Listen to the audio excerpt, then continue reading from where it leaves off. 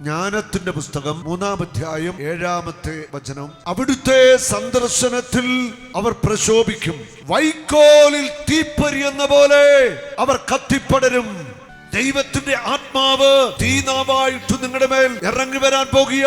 സിഹിയോൻ മാളികയിൽ അപ്പസ്തോലന്മാരുടെ മേൽ ഇറങ്ങി വന്ന സ്വർഗത്തിന്റെ അഗ്നി, പരിശുദ്ധാത്മ തീ നിങ്ങളുടെ മേൽ ഇറങ്ങി വരും. നിങ്ങളുടെ മേൽ ആത്മാവ് ഇറങ്ങുമ്പോൾ ഞങ്ങൾ പുതിയ സൃഷ്ടികളായിട്ട് മാറും. ആത്മാവ് നമ്മുടെ മേൽ വരുമ്പോൾ നമ്മൾ പുതിയ മനുഷ്യരായിട്ട് മാറും. പാപത്തിന്റെ ആസക്തികൾ വിട്ടുമാറും, പാപദുശീലങ്ങൾ വിട്ടുമാറും, രോഗങ്ങൾ സൗഖ്യമാകും, ബന്ധനങ്ങൾ അഴിയും. പെന്തക്കോസ്താ ദിനം സമാഗതമായി കൊടുങ്കാറ്റിന്റെ ആരവത്തോടെ ആത്മാവ് അവിടേക്ക് വരികയാ. സിഹിയോൻ മാളിക കുലുങ്ങി വിറയ്ക്കുന്ന അനുഭവം ഉണ്ടാവുകയാ. അവരോരോരുത്തരുടെ മേലും ആത്മാവ് തീനാവായിട്ടിറങ്ങി അവർ അസാധാരണമായ അഭിഷേകമുള്ള വ്യക്തിയായിട്ട് മാറി.